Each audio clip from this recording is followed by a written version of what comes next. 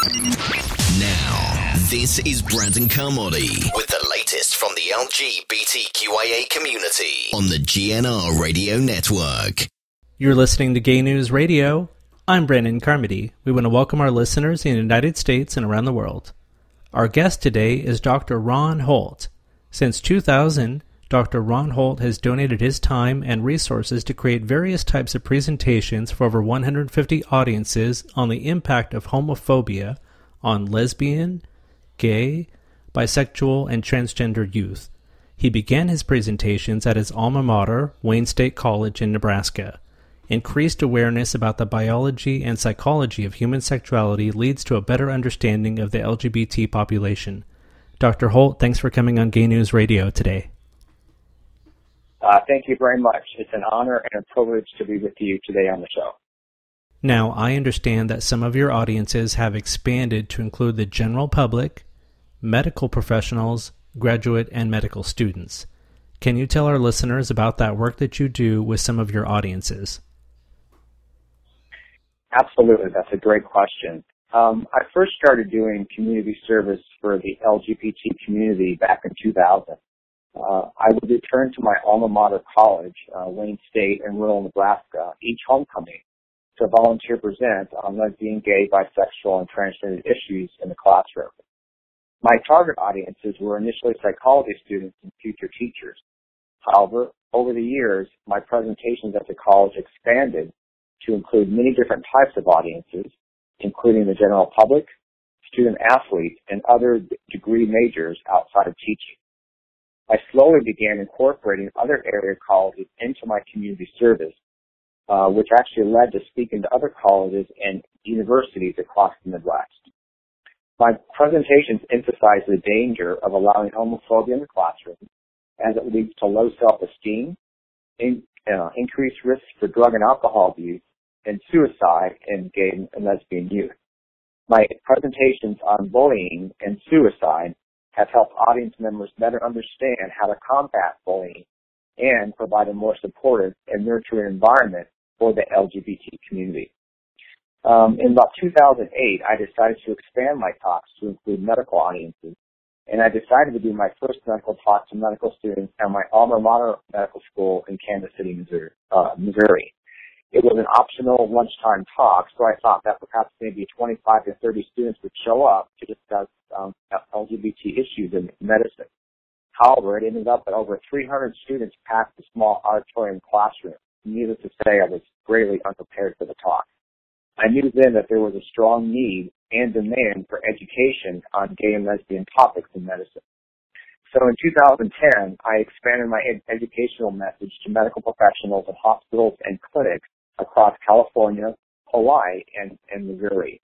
My goal is to help clinicians provide more culturally competent care to the lesbian, gay, bisexual, and transgender population. Better knowledge and sensitivity of the unique healthcare needs of this gay population can lead to better health outcomes. I have now presented to over 1,200 clinicians and physicians in various medical settings, including regional, national, and international psychiatric conferences. It is very rewarding for me to give these talks, as I know that the knowledge that the doctors receive can be immediately used in their offices when interacting with LGBT patients. When it comes to the topic of LGBT youth depression and suicide, I'm wondering if the studies or the statistics reveal how much of it begins in the home.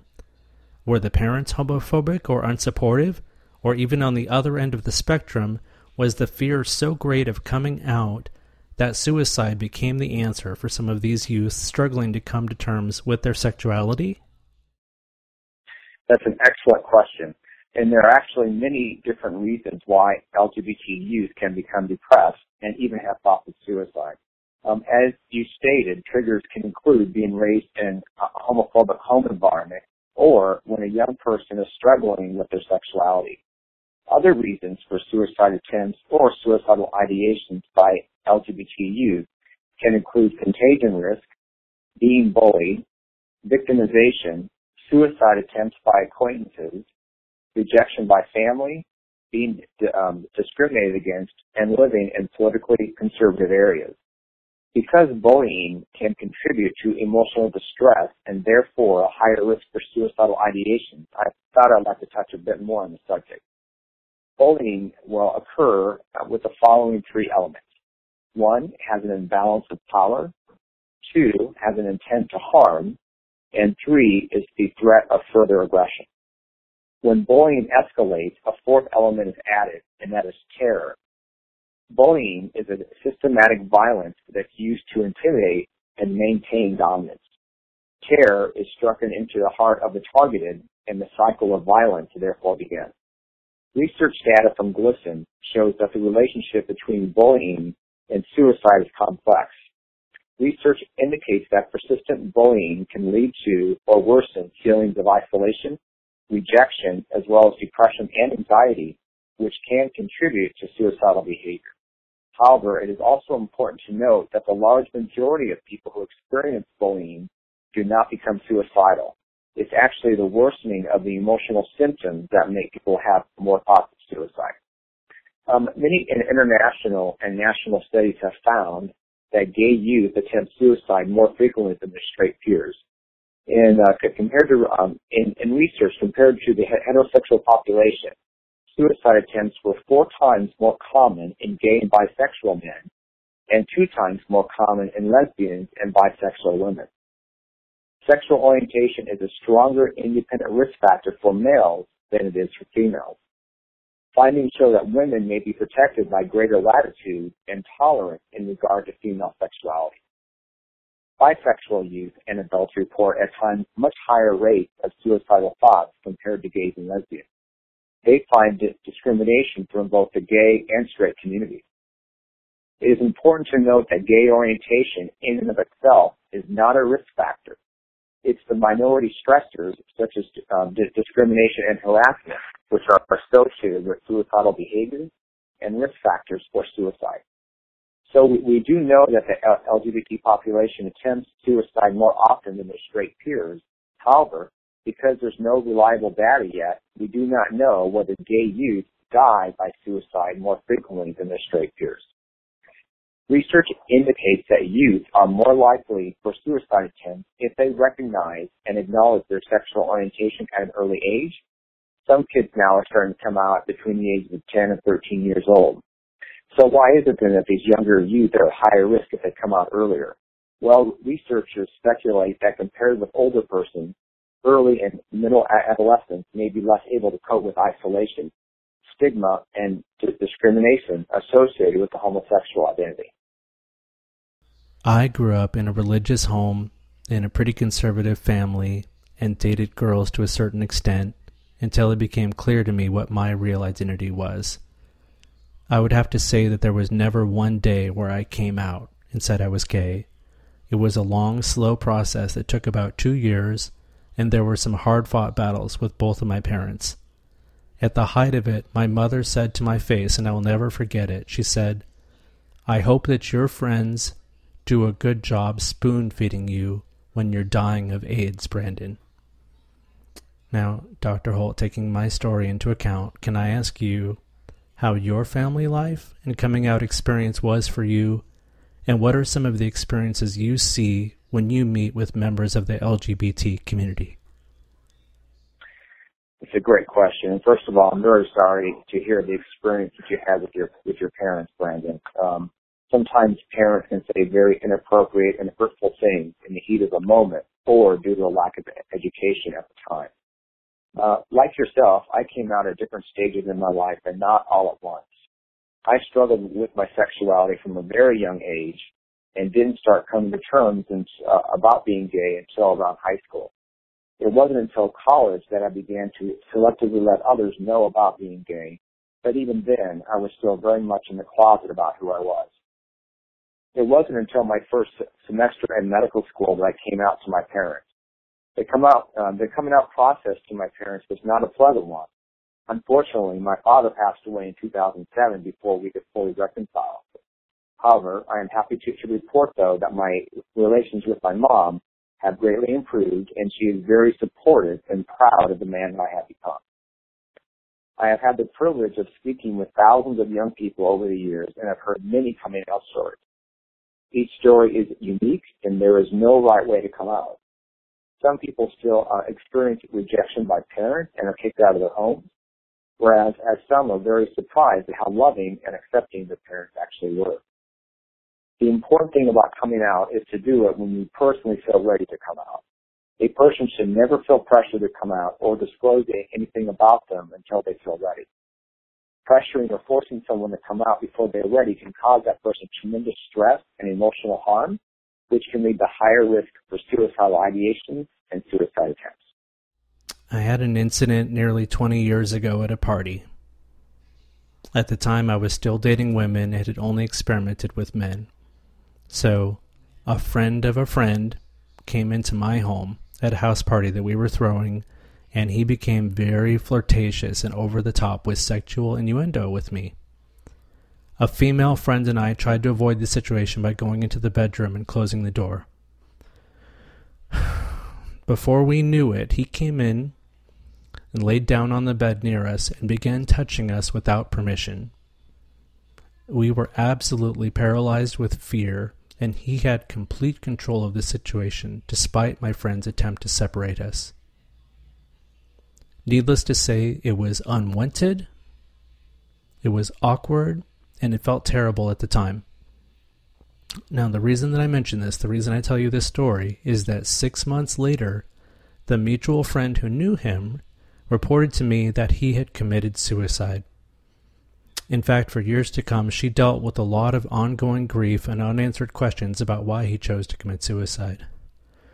So what can you tell our listeners about the effects of suicide on the loved ones left behind, and does it often burden them, like my friend, to play the guessing game of, did I miss the signs, or could I have helped them? That's another good question, and I'm very sorry to hear of the clearly unwanted sexual advances that happened to you and your friend. No one should ever be forced into doing something sexually that's against their own will. Suicide is a very complex and horrible thing to happen, both to the victim of suicide as well as to the friends and family associated with the loved ones who actually committed suicide. Many times, friends and family second-guess themselves and wonder if they could have done something different or intervened in a way that may have prevented the suicide. Suicides can occur in many different ways and be due to many different circumstances. Unfortunately, we usually don't know how bad someone feels until after the suicide or suicide attempt. However, there are some general risk factors for suicide to look out for, such as mental disorders and or substance abuse, a person showing a sense of isolation, access to firearms or other lethal means. The stigma associated with seeking help is also a risk factor. Number 5 would be a loss of a relationship or exposure to family and friends who also have attempted suicide. And the last one would be a low self-esteem and feelings of hopelessness. Exactly 10 years ago, I was working at a major wireless company. I still have a pension coming, so I won't name them on air. It's one of the top 5. And I had an out coworker who, for the purposes of this interview, we will call Mike. Mike had visible signs of depression and drug addiction. The truth is he was a coworker and not a personal friend that I saw outside of work. In fact, I never once saw him outside of the office. So one day on a Saturday came a company-wide email from our HR department that Mike had passed away, and they were sending their condolences. I didn't know how to react or what to feel because this was now the second suicide of a gay man in my life that I didn't know very well. And quite frankly, I hate suicide. So my emotional tenor at the time was disgust. I was angry at Mike for ending his life and putting us through it. Our manager organized a small memorial for him, and she met with every single member of the team face-to-face to stress that she really wanted us there to remember him and to honor his life. But the truth is, Doctor, I didn't go. I didn't even consider going because I was mad at him for taking the easy way out and for causing his family and friends grief. When you look at the personal stories of people left behind and the statistics, do you find that there are folks like Mike who had known drug issues or other problems, or who may have already attempted suicide on multiple occasions, someone who has all the warning signs of being at risk. Should family and friends intervene, and does it make a difference if they do? The answer is yes, and this is such a sad story. I mean, many people suicide for many different reasons. Suicide may have felt like the only alternative to that person, but often what is overlooked is the dramatic impact that it has on the family and friends who knew the person who actually committed the suicide. Suicide can be viewed by some as being very selfish because others around the victim have to carry the memory and the possible guilt associated with that act for the rest of their life. The following mnemonic may be very helpful for a person in remembering the signs of suicide. And the mnemonic is path warm. And the person at risk for suicide can show the following. I stands for ideations. So if they've actually voiced thoughts of suicide. S stands for substance abuse. So people using drugs or alcohol or misusing them. P would stand for purposelessness, such as having no reason for living.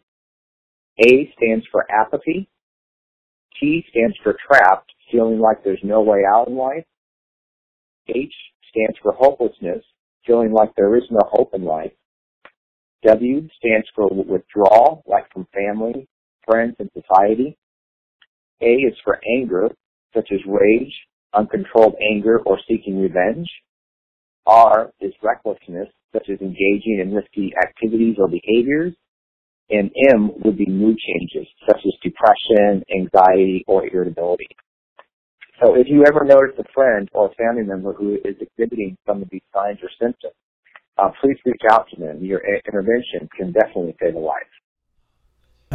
Wanted to share with you, Doctor, and with our listeners, to let you know that I really do understand this kind of pain, confusion, and feeling that there's no other way out. I had a situation come up in my late teens where I got into some trouble. In my mind, I catastrophized it into a worst-case scenario. I feared that I would soon go to jail or face some terrible public humiliation. To be honest with you, it felt like I went into a black hole of darkness, both emotionally, spiritually, and physically. It is similar to Shirley MacLaine's book, Out on a Limb. I felt as if I was above the earth, looking down at myself and at my body. So, that complete numbness turned into a real attempt. I did it. Or I tried to do it. It's the one time in my life that I tried to end my life. And thank God it failed. So, Doctor, let me ask you, do you, as a member of the LGBT community, understand my pain and the pain of others and LGBT youth that go into that dark place without seeing a way out? Thank you, Brandon, for sharing your story. It's very sensitive and very personal to do something like that. So thank you very much for telling us your story. I'm so grateful that your attempt was unsuccessful. Unfortunately, your experience is something that occurs far too often in the community. And many people, in the heat of the moment, think suicide is a viable option for them.